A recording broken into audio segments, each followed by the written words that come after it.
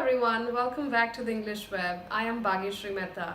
In today's video, I shall be teaching you all how to write a report for your academic IELTS writing task 1.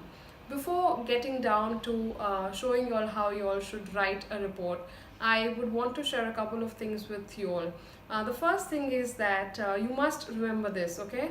That your report carries half the marks of your essay. So please do not spend more than 20 minutes writing your report. Out of the 60 minutes that you get, you must take at least 40 minutes to write your essay.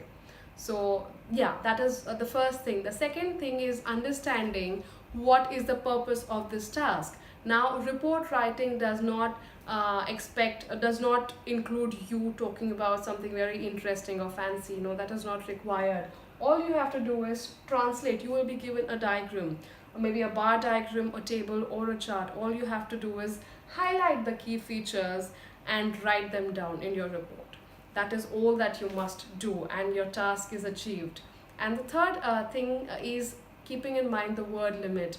You have to ideally write a report in 150 words. So 150 words is the lower limit. Please do not write any fewer words than that. You can go maximum up to 175 or 180 words. Do not even go beyond that. That is how your report should look. Now, how do you write your report? Like, how do you divide the report? Now, you ideally write four paragraphs. The first paragraph is the introduction paragraph, where you will introduce the reader to the key features and what the topic that you're writing is all about. So that is your introduction, and it need not be more than 2 to 3 sentences. Then comes your overview. Now, your overview consists of the summary of all the highlighting features or the striking features of the diagram. And then you come to your body paragraph. Now, ideally write 2 body paragraphs. The reason being that you always have 2 components or 3 components that are being compared, and you don't want to accumulate and create a mess by giving all the information in just 1 paragraph. And you are being marked on your coherence and cohesion, which is why it's important that you divide your report into 4 paragraphs. Now, coming to today's topic, you have birth rates in China and the USA. Now, this is a graph that you've been given. Now, please analyze the graph before you start writing. You have this sign. This is a percentage sign. This is a unit. So you have to know that this is the percentage of the birth rate along the y-axis, and along the x-axis you have the years in that give you the years that are measured, the years that tell you the birth rate that took place in that particular year. So you have the black line for the USA and the red line for China. Yeah. So coming to your introduction. Now, this information is very vital. It will be provided to you, and you will have to write your introduction based on this entire information. So please read this information very carefully before you start writing. Okay. Now, if once you've read it, the graph below compares the changes in the birth rates of China and the USA between 1920 and 2000. Now, you have to paraphrase this entire paragraph in your introduction. So let's get started with that. The graph represents. Now, I don't wish to change these 2 words because I cannot think of a better word than graph to talk about this diagram. So I stick to the graph. Instead of compares, I write represents or shows. You can, or maybe gives information about. You can write any one of these. The graph represents variations. Now, when I talk about changes, I'm referring to some shift or some movement, which is why I have chosen the word variations in the birth rates of China and the USA. Now, instead of that, I have written in the Chinese and American birth rates from 1920 to 2000. That is where my first sentence ends. Then you come to the second sentence. Now, like I said, please look out for some key features or points. You have the birth rate being measured in percentage, so you want to mention that in your introduction. So the second sentence will have units are measured in percentage. So this is the end of your introduction. Coming to your overview. we will see how the overview must be written. Like I said, you have to summarize all the key points in your overview. So which are the key features when you look at this diagram? You have the highest birth rates recorded in both the countries. So you have China's highest birth rate, which touches 20% in 1950, and also USA's highest birth rate, which touches 15% in 1950. So that is one key feature that you must mention. Again, now you come to the lowest birth rate. Now the lowest birth rate in China is recorded in 1985, whereas the lowest birth rate in the USA is recorded in 1945. So that is another feature that you must mention in your overview. And you also must compare what the graph looks like, whether it's stable or not, and which country's graph fluctuates more along the 8 decades. So let's get started. Let's see how to write your overview. You will start with writing overall, because you are summarizing all the information, the key information, which is why you will start by with writing the word overall.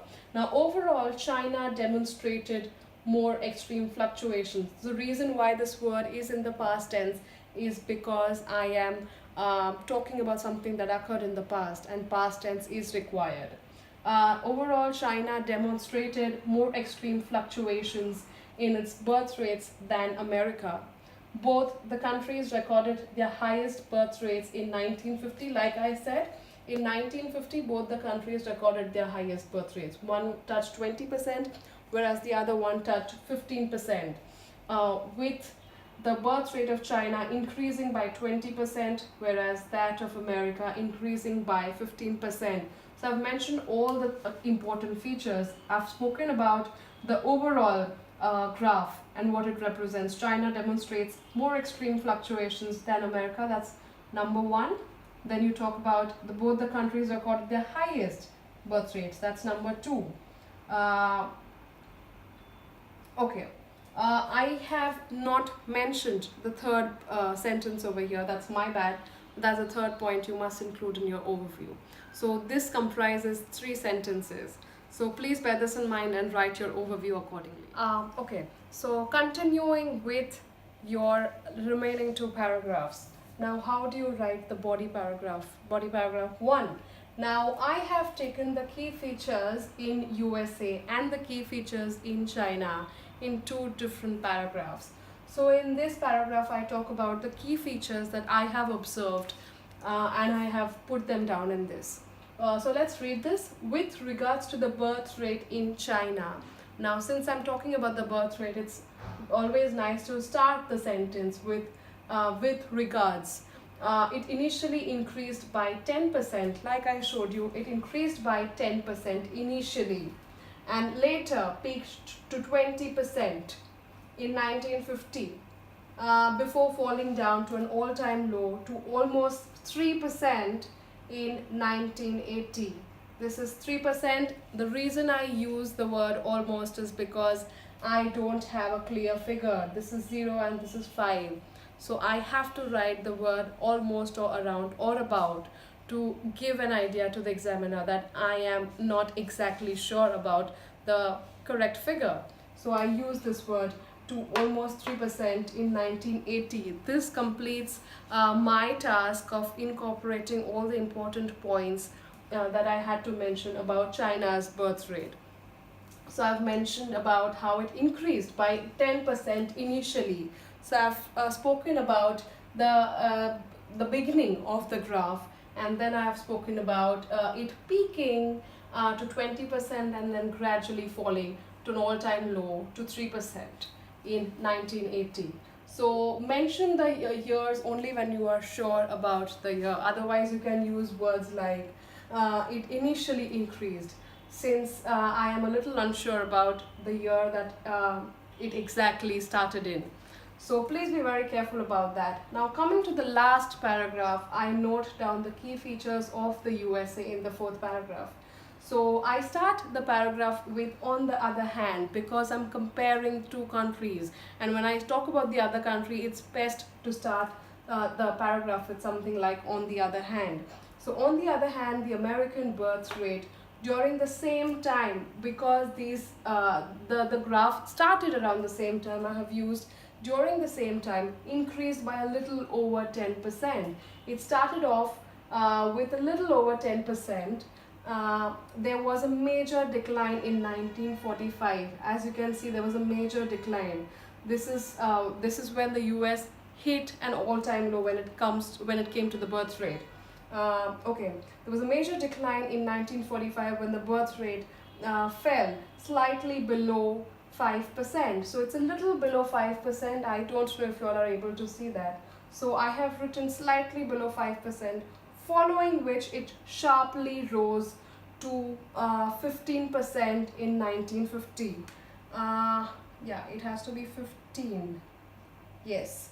Thereafter, it kept on declining with hardly any increase until 2000. So as you can see, this was the highest birth rate that was recorded in the USA, following which there was a decline till 2000. So that was about the two body paragraphs for this report.